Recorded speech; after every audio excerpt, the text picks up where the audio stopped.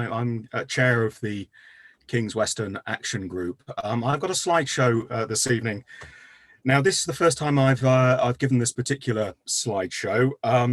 It coincides with the 10th anniversary of King's Weston Action Group, or QWAG, and hopefully it'll give you some idea about where we came from and where we've been over the last 10 years. I've got to say, it was quite surprising when I started putting this slideshow together, quite how much I'd forgotten that we've done, how much we've achieved. And I think that's largely due to the enthusiasm of a lot of our volunteers. So I apologize if I go on longer than expected. As I said, it was quite a lot to try and squeeze into a 45-minute section. It's quite a lot of slides. Hopefully, I'll be speeding through them fairly quickly. So I hope I can try and stay to time as far as I can. Right, I'll start sharing now. Hopefully, everybody can now see that. Jenny, could you confirm? Yeah, great. So, King's Weston Action Group. It's surprising how far a logo will get you. This is King's Weston Action Group, QWAG's logo, 10 years old, the same year as King's Weston Action Group started up. And really, it was a strange bedrock on which the whole organisation was set up upon. It was set up by myself, David Martin, and a friend of mine, Tim Denning. Both of us had an architectural interest. I'm an architect by profession, and Tim was an architectural technician. And we realised we both had a passion for King's Weston. We tried to find out more. We could never understand why the amazing Vanbrugh house was so poorly understood, and how it sort of sat there in the corner of what looked to be a playing field. So we set out to try and find out more about the history of the building and the landscape around it. There was very little to actually go on there. There wasn't much published, but we began piecing together the history and began some in-depth research that uncovered some amazing new finds. We realized that the estate was in a very poor condition, and the lack of knowledge about the house and the landscape was really telling. People just didn't know that this part of Bristol even existed, let alone that it had such an amazing house and historic grounds around it. We felt it was important to promote the plight of the park and try and do something about it. So eventually, after we'd done a lot of research, in 2011, we decided to set up an organisation, a group to do just that, to take action with the King's Weston estate. And as part of that, we created a new identity, which you can see there, King's Weston Action Group logo. Right. Whoops. I'm sure you're very familiar with King's Weston Estate. It's 300 acres of land. What you see here in bold is the registered historic landscape, which is the grade 2 designation that Historic England have identified for the historic area of the landscape. Split ownership between Bristol City Council and the National Trust. So Bristol City Council of the northern 200 acres and Shirehampton Park, the southern 100 or so, is run and owned by the National Trust. At the time, the house was run by John Hardy, but he was seeing financial difficulties and was keen to sell the lease of the house. That had led to some poor maintenance, and very little was actually happening inside the building, and it was a declining situation. The park itself was run as part of the Blaise Castle estate, and really it was just an outlying area of that and got very little attention. I'm glad to say that since we were going 10 years ago, King's Weston has actually got its recognition. It's now recognised on Google Maps as the King's Weston estate, where previously it had only been part of Shirehampton Park. And the City Council as well now recognise King's Weston estate as one of their historic estates. So where to start with our story? It really began with trying to raise the profile of the estate. So we thought a campaign would be ideal to get people's attention and try and get some interest in what we were trying to do. We decided that we would launch a campaign to search for the statue that at one point stood on the plinth inside the Echo. We couldn't establish what had happened to it, though we knew what it looked like. We had photographs from 1927 from a Country Life article. Unmute my audio. Don't say anything. So we started the group off the back of a lot of press interest that we created by creating this cutout of the original statue and putting it back on its plinth with a plea to help us find out what happened to it, and also for people to get in touch if they were interested in helping the organisation. I apologise here as well for the number of pictures that may include me. I apologise for that. I end up being the face of King's Weston Action Group too often, and unfortunately I appear quite a lot of these. So it's not it's not because I like appearing in photographs. I really do not. So once we'd started our identity and started to get interest, we began working actually on the estate. And what you see here is a little chair that we set up where we started doing our initial working groups. Now, when I say groups, it wasn't really groups. It was just myself and Tim Denning and perhaps one or two others who might have come along. And it was without the consent of Bristol City Council. We just had this little poster here with some sign-up forms and some pens. And people started to see what we were doing and started filling in the forms, and we started to build on membership. And maybe even some of the people here this talk today were actually some of those very early members who signed those forms 10 years ago. And this is what we were up to. It was very modest, but we decided that we would try and make an impact where it would be most visible. So we approached the Lime Avenue, which is on the main circuit walk, and decided to start thinning out some of the self-seeded saplings, undergrowth, and some of the brambles.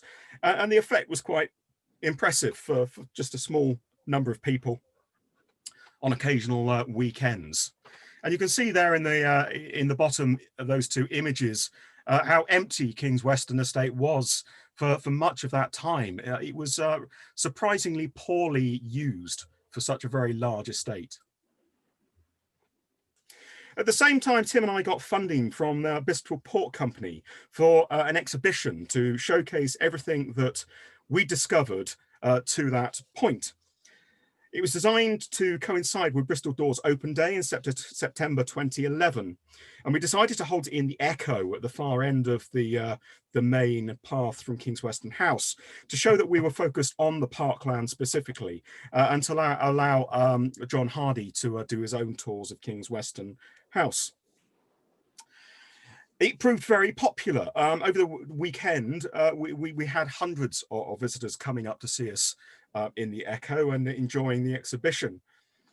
I'm really pleased to say that the exhibition panels that we made back then, and this was September 2011, the information on those boards holds together surprisingly well.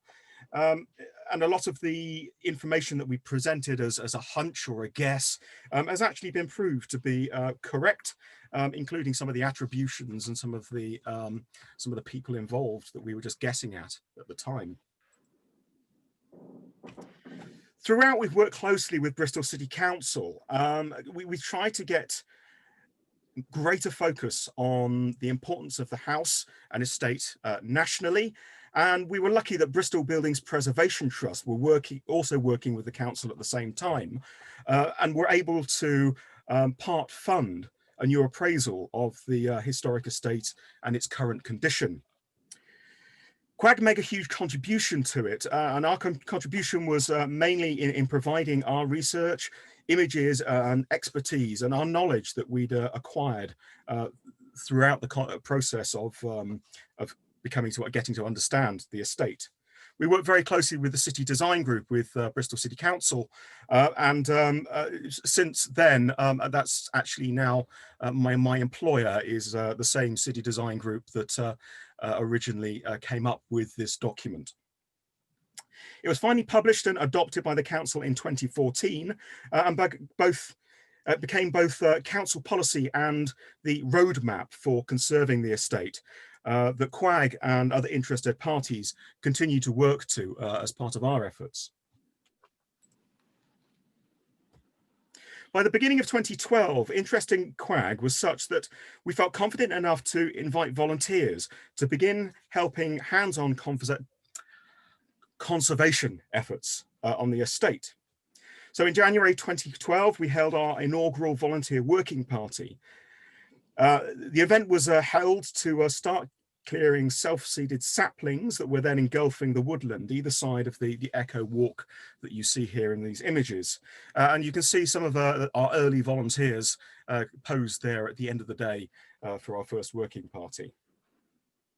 Working parties have continued monthly since then, with I think only a couple of cancellations over the 9-year period until a coronavirus hit. And very sadly, we've been somewhat crippled by that over the last 12 months coming up.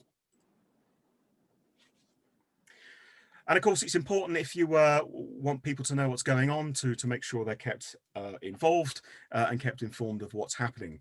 So we've always tried to make sure that whatever we're doing on the estate, we've tried to get some press coverage so people can see that we actually are making quite an impact.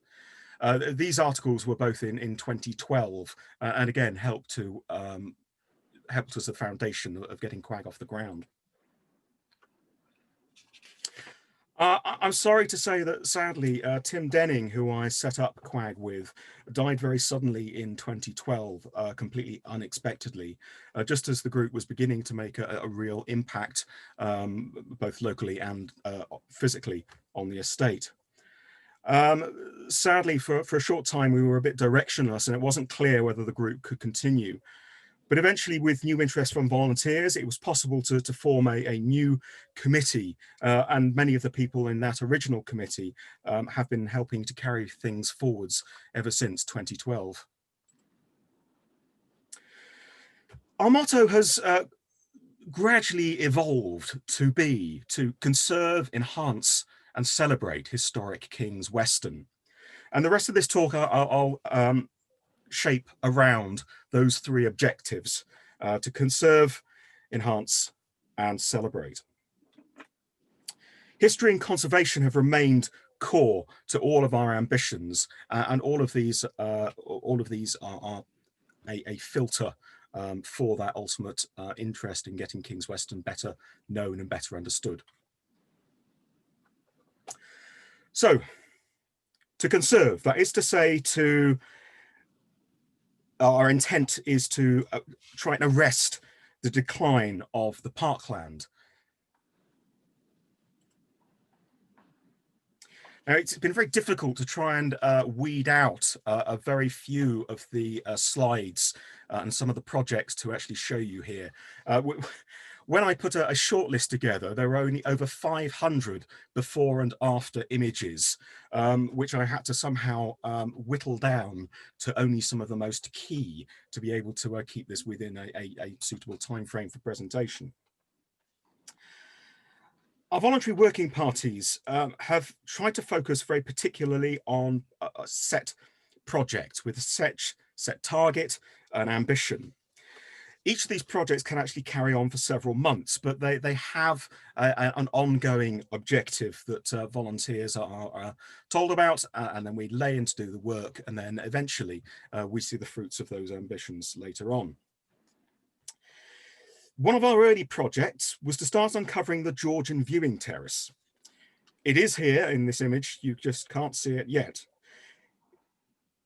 It had become almost engulfed with what can only be described as a hedge, and was invisible from outside, and the views were impenetrable from within. Over a series of working parties in 2012, we undertook to reveal it. And you can see here the result after our efforts. So the same tree and the same view, but now you can actually see the rubble stone wall of the Georgian viewing terrace. In all, the wall is 300 feet in length. Was originally built up on a platform, and the parapet wall was added on at a slightly later date.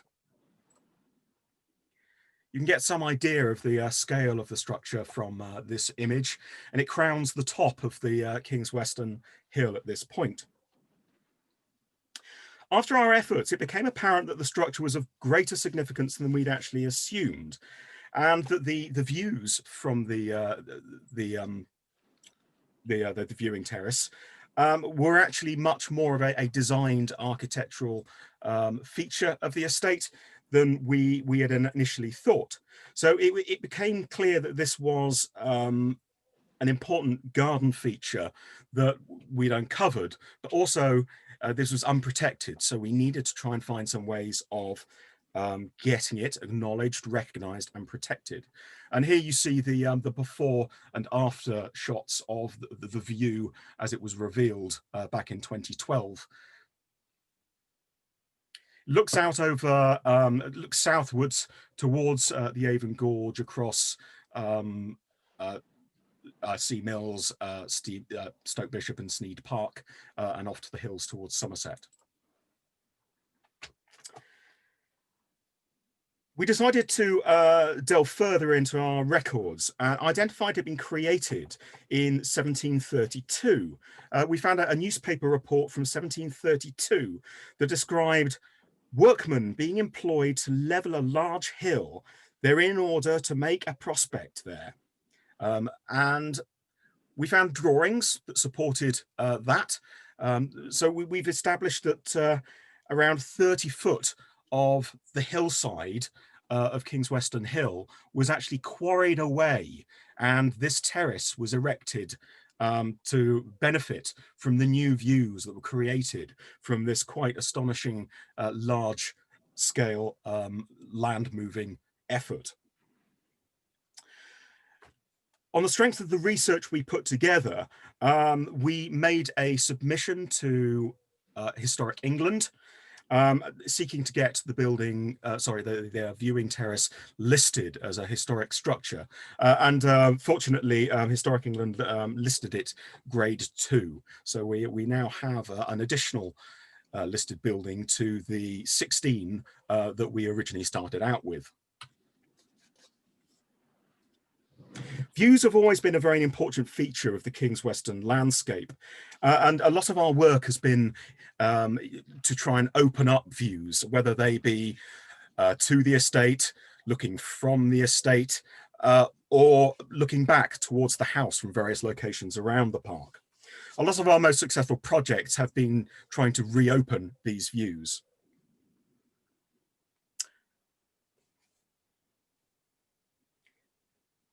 In this location, which is just close to King's Weston House itself, not very far from the coffee shop there, our volunteers undertook to ensure that the gradual encroachment of the self-seeded trees that you can see in this view, just beyond that railing, didn't result in the complete loss of aspect out facing off towards the Severn Estuary and towards Wales in the distance.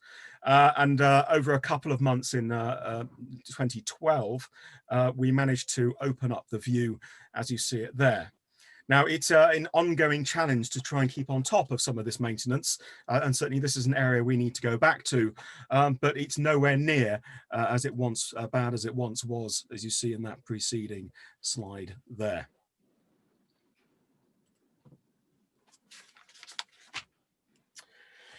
Another of our major projects, this comes from 2015, and again, it's all volunteer work. A number of the monthly QUAG working parties were repeatedly along the Raising of the Curtain project that occupied us for most of 2015. This project endeavoured to remove the undergrowth that had grown up along the South Walk, which is the walk to the south of the main green of King's Weston House and looks down on the house today.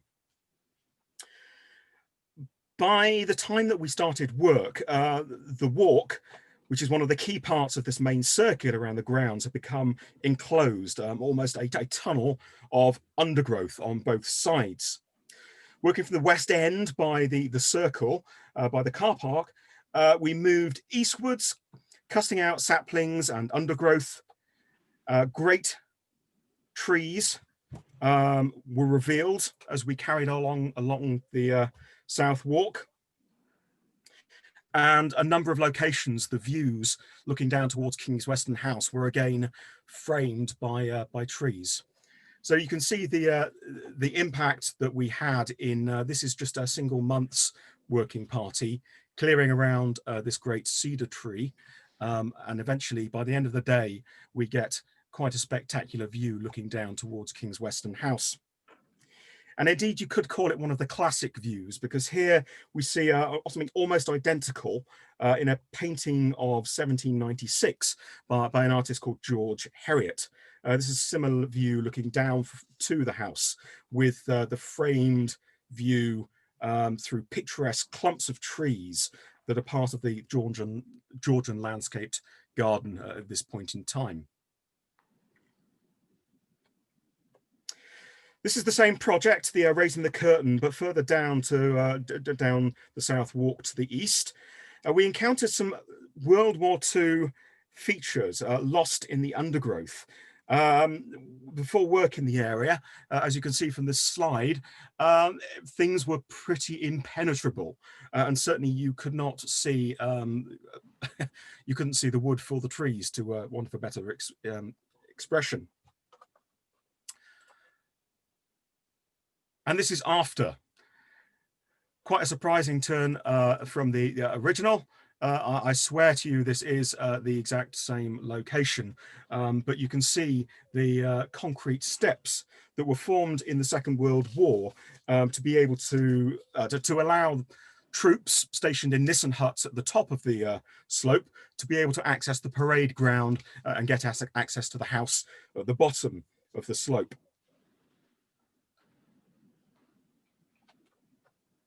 These steps now form part of the regularly used network of footpaths within the King's Weston estate, and are still clear and a very well used part of the estate.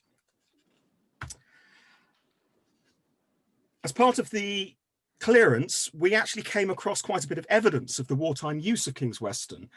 Various bits and pieces, discarded bottles, broken naffy plates and crockery that you can see here, which are dated to the war years. You can see these are 1942 and 1943.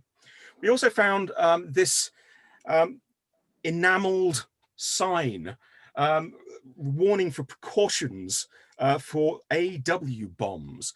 Now, this was found face down with the remains of a wooden crate which had been formerly attached to. And AW bombs were incendiary grenades used by the Home Guard, first issued in 1939 in case of a German invasion. And for some reason, this case had been left on the estate completely untouched until our working parties came along and discovered it. And these artifacts are now part of our permanent quag collection.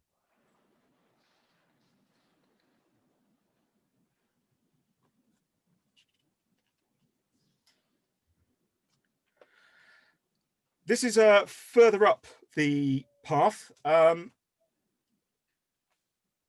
It's looking south from the South Walk. We didn't just target the views back towards the house. We also looked to do some localized clearing on the south side of the South Walk. Now, we recognize that the Shirehampton Road was quite a busy road and quite noisy, so we didn't want to open up the whole of the South Walk. Although the views would have been very attractive, we thought it best to limit them to the best locations. And again, you can see here, this is the view as we'd opened it up after one working party event, and that's what we started off with. And I assure you, these are the exact same locations. We're very precise about our before and after shots. You can just see the tree on the left-hand side there with the very thin trunk and the unusual kink follows through to the next slide. So we are confident pretty much that all of our before and afters are as accurate as we can get them. And this is just a 1905 photograph. Similar views were actually celebrated before the 20th century neglect robbed visitors robbed visitors of them. So we feel like we're working in a very long tradition of these historic views. Elsewhere on the estate, this is 2016. We tackled another historic feature. This is another historic Georgian feature, and this is within the walled garden area. The walled gardens are behind King's Weston House to the east, just across King's Weston Lane. They're formed around stables, and the walled garden complex was originally on both sides of the road.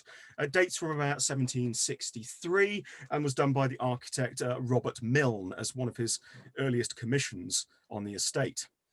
Now, what you can see here, just behind the undergrowth, is what you can see better here, which is actually the remains of what was one of the largest glass houses in the country at the time. Volunteers spent a couple of months here. This is after our first month's working party. And you can see that we've removed self-seeded trees from growing up around it and carefully stripped away much of the undergrowth that threatened the survival of the structure. And we're glad to say that actually some of the trees that have been, roots have been pushing up by the wall have actually been felled now too. So we're looking at a structure which is going to be lasting much longer than originally it may have done. This is the rear wall of a glass house. And if you can just see to the right of the arched door, there is a void there, which was originally a duct for the hot air, the hot gases, to heat the back of the glass house wall. And here we see it in a painting by Hieronymus Grimm, dated 1789. Although barely any of the 54-foot long structure still stands, it was recorded at this height in the 1789 painting. And you can see clearly the glazed and framed roof pointing up above what we believe to be the stables in the foreground there. About this structure, the French diplomat Namal Cherb wrote in 1785 about this very structure. He said, to see here a house made entirely of glass, both walls and roof, which is 50 foot long by 30 foot wide. The exotic plants think they are in the natural earth, and I have never seen such beautiful bamboos or Bengal figs anywhere. Our research uncovered that the glass house was probably that of Lady Sophia de Clifford's. She was the third of the Southwell family. Edward Southwell III, who then inherited King's Weston House, married Sophie, as he called her. And it's likely that he had the glass house built especially for her and her interest in the exotic plant world. Probably dating from the same period, about 1763. At the time, she was nationally recognized as an expert in exotic plants and was the first to cultivate many unusual species in the UK, of which one you can see in this slide, the Australian waratah. Other plants, several other different species, were given her name, or the de Clifford name, or the Southwell name, as a commemoration that she was amongst the first in the country to actually get these successfully grown in the UK. Quag's very keen to reveal the importance of other key historic buildings around the estate. Here our working party looked to open up views towards the Grade 1 listed loggia. This is a building behind King's Weston House, designed by the same architect, Sir John Vanbrugh. And here you can see it reappearing from this hedge of evergreens to be better seen from the slopes below King's Weston House once again. Some of you may know that the current owner of the loggia, John Barbie, is an American gentleman who has just taken over the lease of King's Weston House itself. One of the more controversial things that our volunteer working parties have done is the removal of cherry laurel.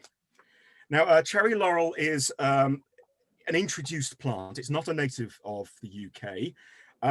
It's a very dense evergreen plant, and the foliage blocks light from the forest floor and prevents plants from growing up underneath it. These plants also release toxin that further retard the development of native species in the area where it grows. Whilst it's part of the original planting of the estate, we're very conscious that it is actually damaging the native woodland and has grown far too big to be able to sit side by side today.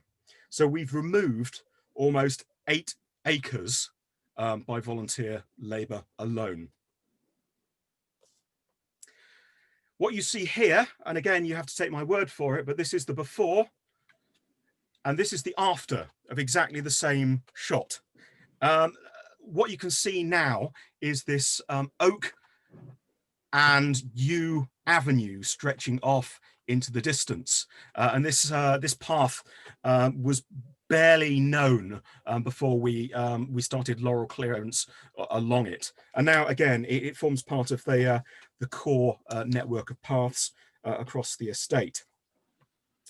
The oak and yew avenue is probably a 19th century feature, and on the left hand side of this slide you can see the estate boundary wall running parallel to it. Other historical avenues have been protected from the loss and incursion caused by the laurels. Here you can see one of the main avenues into Penpole Wood from the location called the Circle. And this is how we started work on it. You can see the difference, pushing it back behind the line of the avenue trees. And since that point, we've actually cleared all of the laurel out from this compartment of the woods. And we've planted it with more native species to complement the existing large specimens in this location.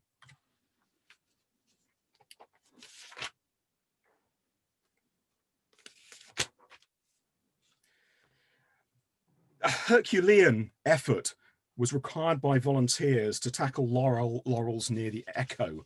You can see them on the left of this side, the Echo being the pavilion, the temple on the right there. And again, these laurels had grown to enormous size. They were also clogged with old man's beard, and it was a real challenge over several months, I think in 2014, to actually get through this area. These also allowed us to open up a Georgian pleasure walk that's again become a very popular route that goes behind the trees along the boundary of the estate in the background of this shot. Previously, the laurels had threatened to engulf that completely. Now it's a much better used path, and people tend to use it as a more accessible route than trying to negotiate the steep slope from the Echo. So those are some of the key projects in the conserve category. So to enhance, so what QAG means by to enhance is to add and improve, add to the estate and improve on what we have here. So these are the sort of value added projects that we hope we've been able to bring. Here you can see one of the benches, one of 15 benches which have since been put in by King's Weston Action Route volunteers. Most of the benches are this simple oak type. I said we have 15 benches. We actually started off only with one bench in 2011. There was one bench on the 300 acres of estate. We now got 15 benches just within the central area, but certainly they are well used by locals and visitors alike. Similarly, there was just a single bin and a single dog poo bin for the whole 300 acres. And Quag have been able to introduce a couple of new mixed bins and have worked with the council to improve other facilities. So litter and dog poo is no longer quite as big a problem as it was when we began in 2011. Whilst we put in a lot of timber benches, this is something a little bit special. We don't work alone where we can help it, where there is an added value in working with other organisations with similar objectives. This bench was provided as part of a Forgotten Landscape project along the Severn Vale in 2018. It was part of an artist's commission to do a number of benches, which are dotted along the Severn estuary landscape. I think there's another one in Severn Beach and others in other locations that I'm not sure of. The artists work closely with us to try and incorporate appropriate images within the bench ends. And here you can see this bench end incorporates the arm and hammer crest, which was the coat of arms of the Miles family who owned King's Weston House in the Victorian era. Now, this is certainly not going to be the typical sort of bench we'll be putting around the estate, but certainly it was a very nice added bonus to get something quite as special as this, and it looks down towards the house from the South Walk. We've also worked to improve the visitor experience and improve understanding of the historic landscape in other ways. So early projects were a large map board. We provided the map and the graphics, and we got funding from the Avon Gardens Trust to produce this and put it near the entrance to the estate from the main public car park. We also got funding from the National Trust to provide these natty little leaflet dispensers, which we try and make sure are fully stocked with our own leaflets. Although during coronavirus, it's been quite difficult to keep on top of that. Certainly the number of visitors over coronavirus period taking advantage of their local parks has meant that it's been running out incredibly quickly.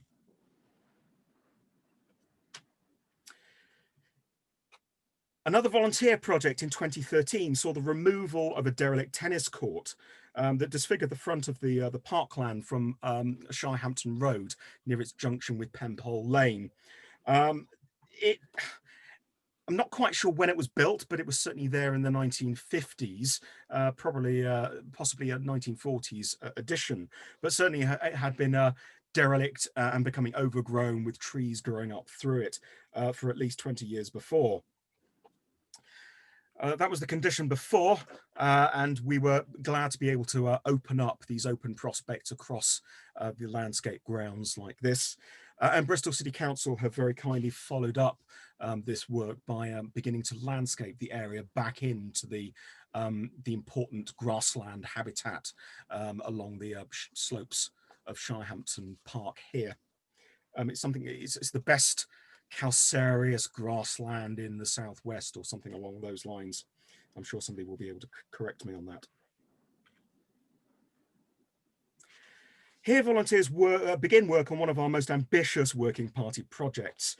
This was the creation of a flight of steps along one of the historic pleasure walks, the Georgian pleasure walks through Penpole Wood. You can see our volunteers here are manhandling some of the large stone blocks that were formerly part of a Georgian lodge at the top of the slope, but have been dislodged and fallen, and we've reused them as steps at the very start of this path, which runs through Penpole Woods. North is roughly upwards in this view.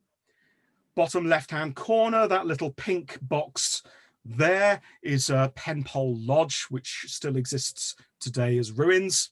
And the yellow route is this Georgian pleasure walk that we sought to reinstate by the provision of this new flight of steps.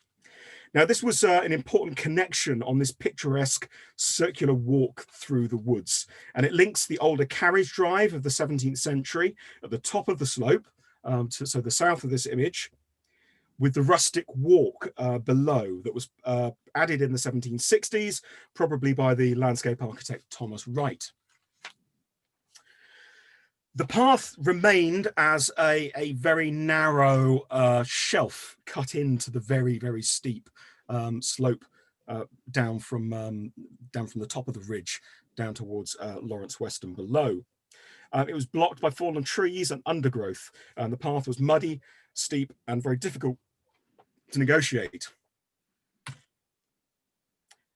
And after an awful lot of back-breaking work, which involved literally quarrying into the bedrock in certain locations, our volunteers managed to cut 61 steps in very challenging terrain, occasionally in very challenging weather conditions.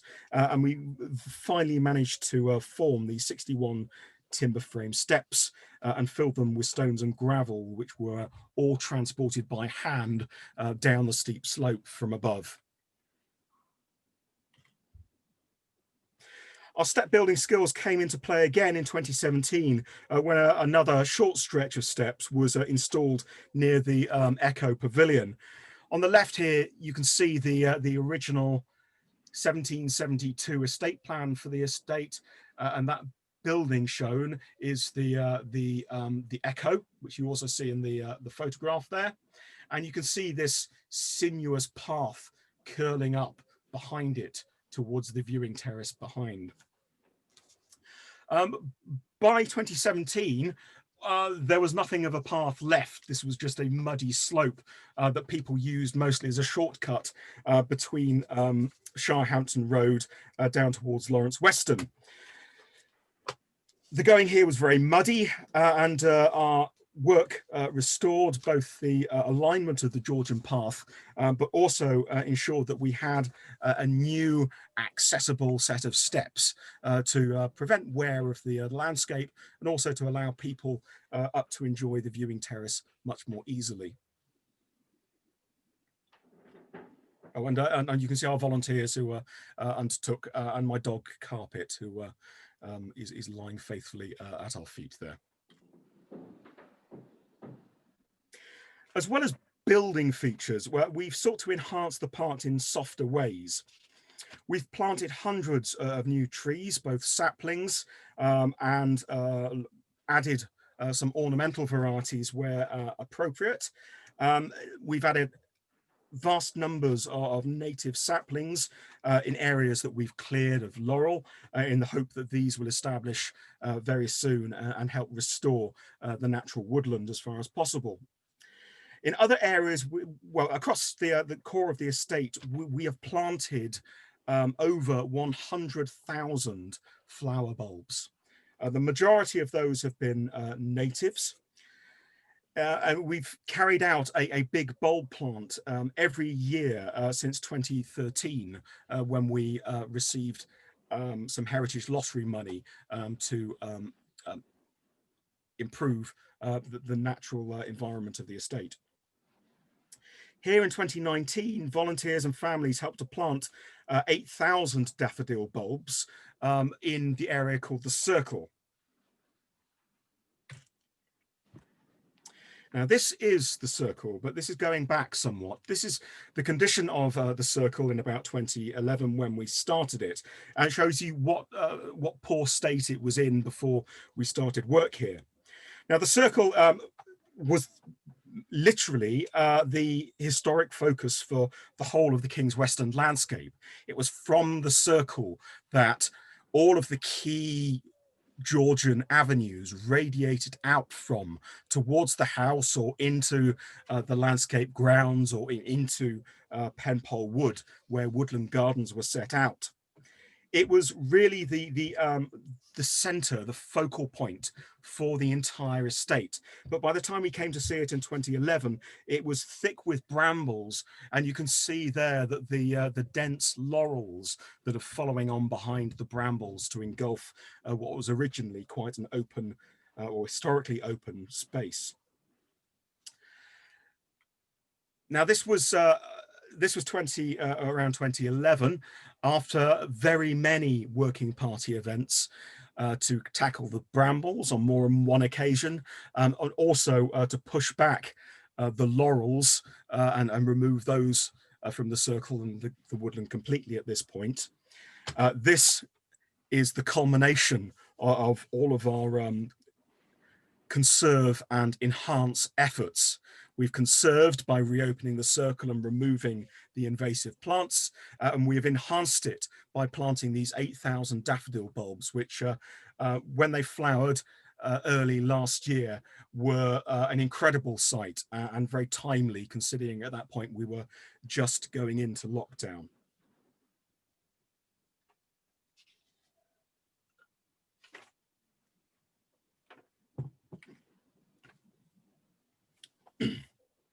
Excuse me, I'm just taking a sip of water. I've not gone quiet completely. Probably our biggest planting achievement was the reinstatement of an avenue of lime trees across the lawns at the front of King's Weston House. This happened in 2014 and restores a very historic feature to the original landscape. This was 16 lime trees of the same species that are already growing on the north side of the lawn at King's Weston, and was planted as part of a school's project. We had a number of different school groups coming up and volunteer groups, each planting one of these relatively mature lime trees as part of this project. This project was done with donations received in memory of QWAG's co-founder, Tim Denning, who died a couple of years previously, and was also aided by a £1,000 grant from the Bristol Port Company, who we'd both been quite close to at the start of the QWAG project. And this shows you the impact of the avenue as it was re-established. Some of the formal relationship between the house and the landscape has been reintroduced by this line of lime trees, mirroring on the line of symmetry those on the north side of the same alignment, and you can see those on the left-hand side of this slide. And it gives some sense of dignity back to that main facade of King's Weston House, and gives a glimpse as to how it may have appeared early in its life. And you can see in this 1710 engraving some of those lime trees which we still have on the estate today are likely to be the same ones engraved in this image here. So the great ancient lime avenue retains some of this, some of those trees on the right of the line of symmetry. You can just see my cursor above, and we have planted those just to the south of it to try and create that axial arrangement with the front of the house again. And it's worth noting here, also off in the distance on the left, you can see the circle with the lines of trees demarking the geometry of that circular space. It was also interesting when we were setting out the locations for the new trees back in 2014, that as we were measuring up the distances between each tree and the distance from the original avenue, that we noticed that the depressions in which we were locating each one closely corresponded with the original planting locations for the limes that have been put in the early 18th century.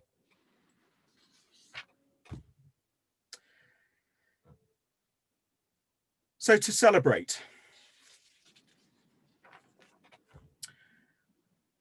when we established in 2011, it was to try and share our discoveries and the passion we had for King's Weston with everyone. And this remains our key ambition. We seek to do that through many ways, including what you can see here, which is a schools engagement program. This photo comes from a 2014 event commemorating the use of the house as a hospital during the Great War. QWAG created an exhibition and school groups were invited to visit the house and watch a special performance that was put together and performed by students of Backfield School. This ran over a couple of days in 2014 and was a very enjoyable event. And I really, frankly, want that uniform still. It was so comfortable, and it gives you such an uplift. I would be wearing that uniform day in, day out if I had the chance, I think.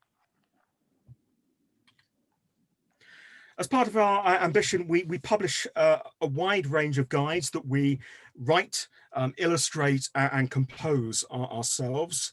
We also get articles published about historic discoveries, and we have a monthly newsletter that focuses on the site's history and what we're doing on a monthly basis with our working party events, if there are issues around the estate, and also we always make sure that there's something about the history and some of our discoveries as part of our newsletter. If you are interested in our newsletter, go to our website and you should be able to find back copies and a way to sign up for receiving them regularly.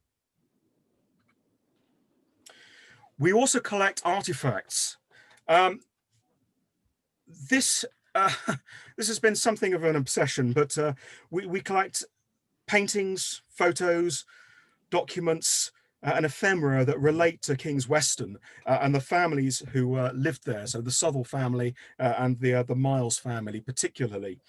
We also receive donations from people who are keen to see artifacts related to the estate kept together as part of the history of the King's Weston.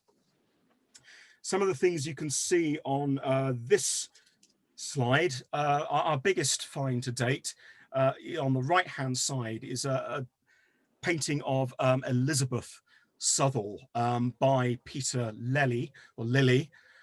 This is a posthumous painting. Elizabeth died, and that's why she's depicted here wearing black. The painting is very well recorded in the records that it was the face was painted by Peter Lely, and the rest was done by a gentleman called Mr. Sonius, who we have absolutely no history of whatsoever. That's a life-size painting as well, so it's not easy to store. Bottom left, you see another little oil painting of the view from Penpole Point, showing the sunset was one of the great sights of King's Weston in the 19th century. At the top, we've got a plate bearing the image of King's Weston. It was produced in Staffordshire, principally, we believe, for export to America, because that's where most examples of this plate and the bowl that go with it have ever been found. And some of the photographs and memorabilia that we've managed to collect over the years. We've also managed to donate significant items to Bristol Museum and Bristol Archives to supplement their collections. We also try and use our knowledge and our research in other ways too. This photo shows the dedication of Shirehampton War Memorial, which lies within the parkland and was dedicated in 1921. And here you see Philip Napier Miles on the left-hand side of the memorial at the dedication. This formed part of a report to Historic England promoting the monument to become a listed building, which indeed it succeeded in becoming in 2016. That brought our total of listed buildings on the estate to 18, and that's the second listed building that the King's Weston Action Group have managed to get protected in that manner. Our most important work has been to rewrite the history of the building of King's Weston House itself. Although its architect, Sir John Vanbrugh, is one of the most nationally important, his work at King's Weston was surprisingly poorly understood. Most historians, most histories that included it assumed a date of around 1710. Quag's work is established through documentary research and archival delving into archives, has established an exact date of the 17th of June, 1712, but also has managed to detail much around the process building up to the commencement on site, including the dates for the demolition of the old house and the preparations for the designs of the new up-to-date house that was going to take its place. We managed to acquire with significant by Sir John Vanbrugh to the owner of King's Weston House, Edward Southall, written in 1713, detailing a lot about the process of construction of the house and describing the condition of the house as it was as a building site then going up. We received a number of donations to secure this drawing from the letter from the United States, and it's been deposited with Bristol Archives, where it takes its place with two other Vanbrugh letters, also about King's Weston, as well as a vast archive of other King's Weston related material. We've also got a lot of information leading up to the first occupation of King's Weston House in 1716.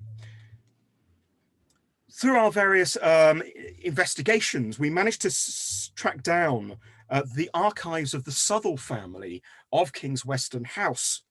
These were actually still kept by the descendants of the Southall family. By then, these are the De Cliffords. We discovered these still in their cottage in Devon. We went down, we met the then current Lord and Lady de Clifford, and at the end of the discussions, they asked us to be able to transfer their archive into Bristol Archives, where it is now safely stored. And this is an incredible resource to be able to understand the King's Weston estate. And you see Catherine Watson in the bottom right-hand corner there, who the archive contains dozens and dozens of letters written by her to her son, describing her life, what she's doing, the gardening at King's Weston estate, and various gossip and scandal from the local region. So we've managed to form the most important, the biggest archive of King's Weston related material in Britain with Bristol Archives.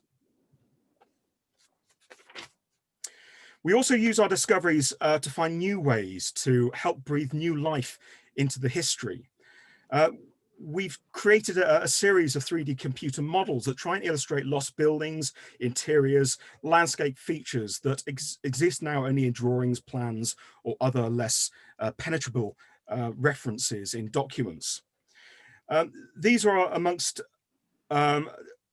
these models are amongst an important feature in our arsenal to help people understand the historic nature of the estate and some of its lost character. Here you see a couple of reconstructions of the interior spaces of Sir John Vanbrugh's original designs for King's Weston House, and as they would have appeared in 1716 when the house was first moved into. And below that you see the equivalent external view showing the great court and the great terrace that once looked out across the Severn on the north side of the house.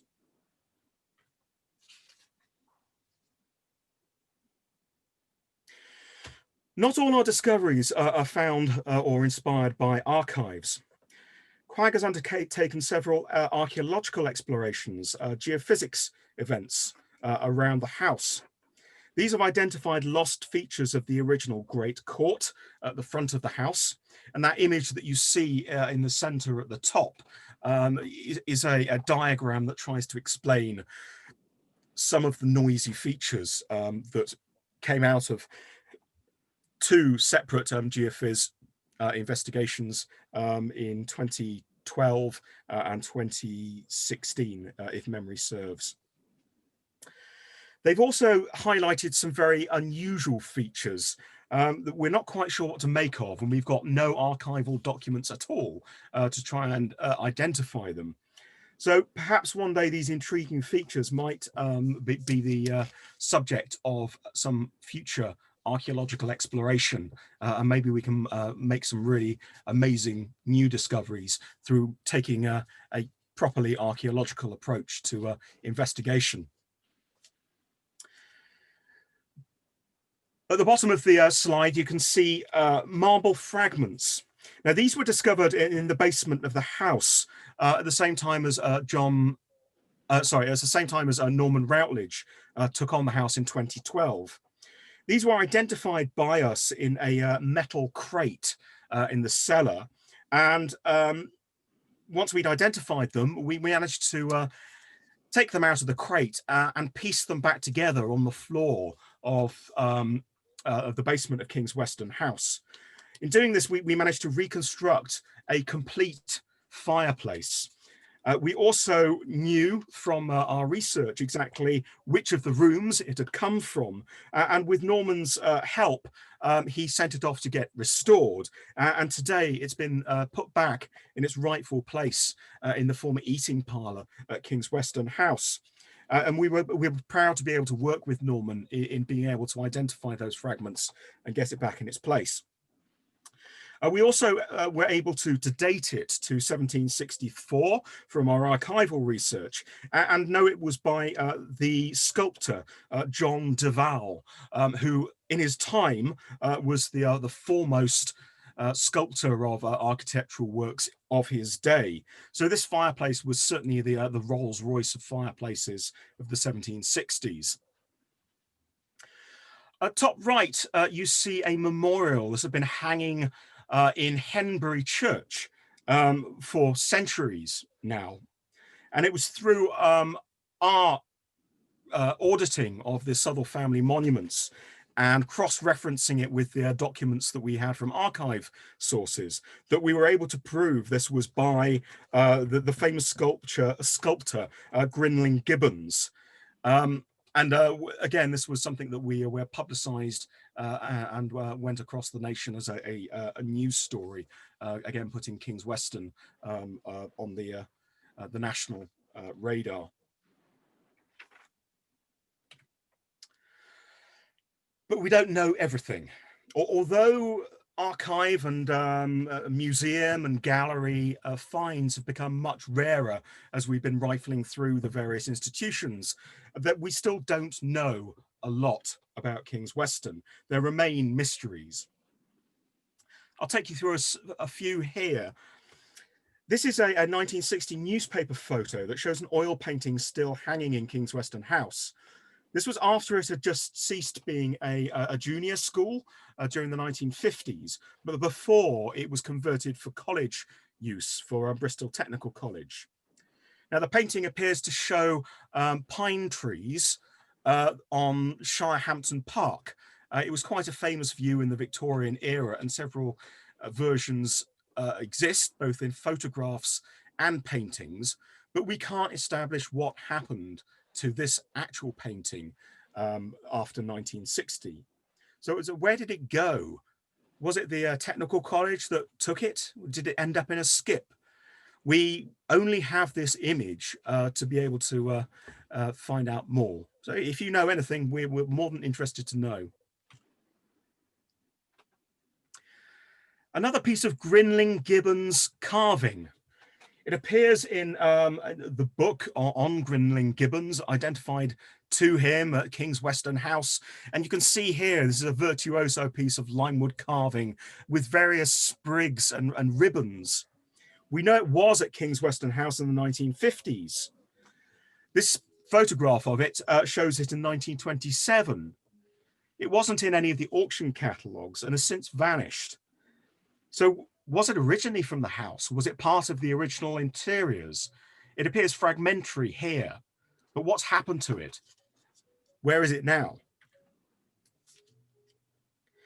This is perpetually perplexing.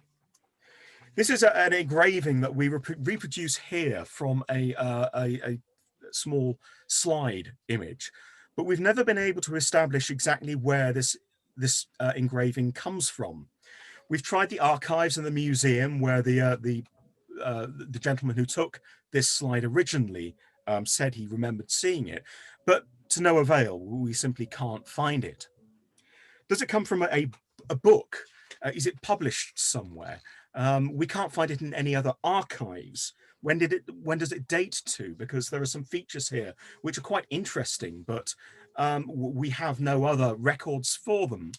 So we're very keen to try and find this particular engraving that's eluded us for 10 years so far.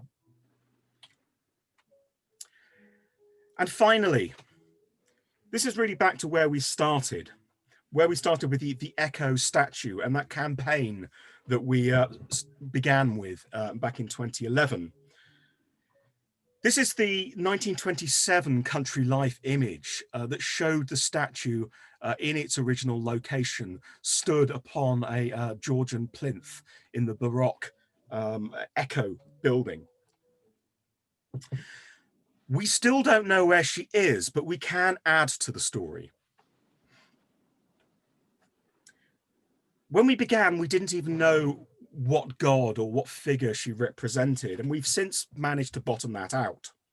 We've identified she's what's called as small Herculaneum woman. Now, small Herculaneum woman is a standard portrait statue, very popular during the classical Roman period. Now, you could get these almost off the peg from your local sculptor. They were standard poses, and your sculptor would add the head, the face, the likeness of your relative on top of this standardized sculpture. Some versions of it, like you see in the center here, had cavities cut into the neck, so you could actually drop in the bust of your family member, and if you forgot who they were and wanted to update it, you could actually pull the old one out and replace it with a new one. These were originally discovered in 1711 in Herculaneum, where they derived the statue type name from. And there are literally hundreds of examples of exactly this statue pose from classical antiquity that are known to us today. It appears that King's Weston acquired a Roman original. It was probably brought here in 1768, when there's a reference to the design of a plinth for King's Weston. And was probably bought here by Edward Southwell III as one of his grand tours of Europe. There are two reasons why we believe it's a Roman original. One is that if you commissioned a statue in the 1760s, you would probably want it of a specific god. So it's unusual to have just this standard portrait bust here. And also we've got a contemporary description from 1788 from an Italian visitor to the King's Weston estate, Luigi Anglioni. And he writes, as part of his description of King's Weston, amongst other things, he says, "There is a very good Roman statue here." And he laments his countrymen's neglect of their native treasures back in what is now Italy. So we've got it from here that an Italian at exactly the same time as the statue is new at King's Weston is referring to the statue as being a Roman original. Now, I'm sorry to say that we have never located her, but we've got something more of the story of her journey. We understand from some architecture students who occupied the house during the 1960s when it was part of a technical college for Bristol.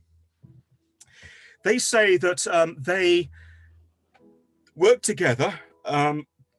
They got the remains of the statue, which by that time was headless. They managed to get it into a wheelbarrow and wheeled it from the Echo down towards the house, where she was set up in the students' common room, which is now the coffee shop in the cellar of King's Weston House. Sadly, the former students, although they remembered this vividly, didn't have any photographs or any documentary evidence to support that, which was disappointing. And then we were contacted sometime later by a lady who was the wife of the caretaker of King's Weston House during the 1970s. By this point, the technical college had become Bath University, and the university had moved off to new premises in Bath, and the house became part of Avon and Somerset Constabulary Police Headquarters. She remembers her husband, again, using a wheelbarrow, getting the statue into the wheelbarrow with the help of a number of the police cadets then training at the headquarters. And they wheeled it out of the house. And she said that they tipped it off the edge of the viewing terrace at King's Weston and into the ash pile from the boilers that then heated King's Weston House. Now, sadly, the story goes dead at that point. Is she still waiting for us? Is she still hiding under the spoil, now covered with trees just below the viewing terrace at King's Weston? I think it's going to take possibly more than 10 years that it's taken for King's Weston to get where they are today to be able to fully discover whether or not she does still reside on the King's Weston estate. But certainly we're not there yet. We've added to the story as much as we can, but that's where we are.